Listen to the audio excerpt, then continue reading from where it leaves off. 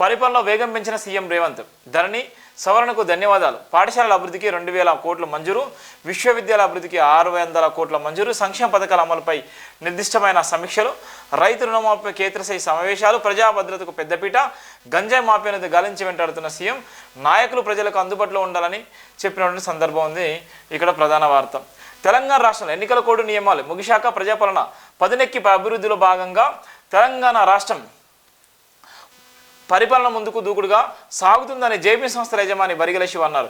Secretariat వేదికగా తెలంగాణ ముఖ్యమంత్రి Revanth Reddy, deputy CM Mallu Bhatti Vikramarka, పలువురు మంత్రులు, ఉన్నతాధికారులతో విస్తృత స్థాయి సమావేశాలు నిర్వహిస్తూ ప్రజాపాలన ఉన్నత స్థాయిలో ముందుకు తీసుకెళ్లాలనే దృష్టిలో సుపరిపాలన సుభిక్షంగా ప్రజలందించాలని రాష్ట్ర మంత్రులు ఆరాటపడుతున్నారు. తెలంగాణ రాష్ట్రాల ఆర్థిక సమస్యలు ప్రభుత్వానికి భారంగా మారి ప్రజలకు ప్రమాణాలతో కూడిన ఇబ్బందులకు గురి చేస్తున్నప్పటికీ ప్రజాసొమ్మును వృధాగా ఖర్చు చేయకుండా సంక్షేమ పథకాల అమలు కోసం ప్రభుత్వం ముమ్మూల ప్రయత్నాలు కొనసాగిస్తూ అండదండాలు ప్రజాపాలన అభివృద్ధికి దోహదపడుతున్నారు. కేంద్ర నిధులు పక్షపాత దూరంలో విడుదలవుతుండగా అప్పటికే రాష్ట్రం పైన అప్రభారం పాలనకు అడ్డంకులు సృష్టిస్తూ పలు రకాల ఇబ్బందులకు గురి చేస్తున్నప్పటికీ రాష్ట్ర ఖజానాలోని సొమ్మును రాజకీయ స్వార్థం కోసం రాకుండా ప్రజాపాలన నిస్వార్థం కోసం ఖర్చు చేస్తుండడం రాష్ట్ర పరిపాలన కలిసి వచ్చే అంశమన్నారు.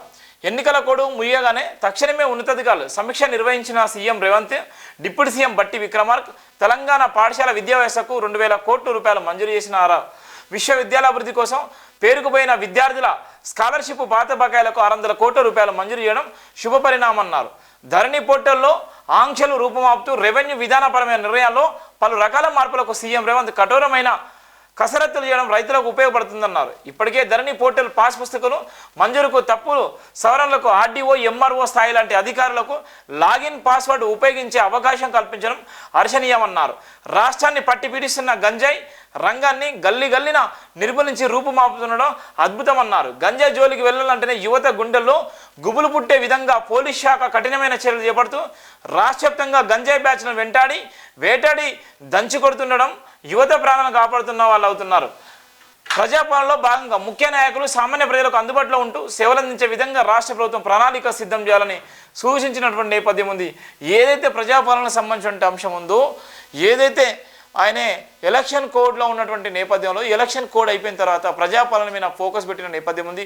ప్రజాపాలన విషయంలో ఏదైతే లా అండ్ ఆర్డర్ విషయంలో కానీ, గంజాయి విషయంలో కానీ, మత్తుపార్టీల విషయంలో కానీ, ఎడ్యుకేషన్ విషయంలో కానీ ఆయనైతే ఎప్పటికెప్పటికైతే రివ్యూ చేసిన సందర్భాలు కూడా ఇస్తున్నాం. ఆ రివ్యూలకు సంబంధించి ఇప్పటికే 2000 కోట్లు విద్యా వ్యవస్థకు సంబంధించి 600 కోట్లు స్కాలర్షిప్ బకాయిలకు సంబంధించినటువంటి అంశాన్ని కూడా మనం చూస్తున్నాం. పోలీసు వ్యవస్థ ఇంకా పటిష్టంగా ఉన్నట్టయితే పోలీసు వ్యవస్థ నమ్మకానికి దోహదపడే అటువంటి అవకాశం ఉంటుంది.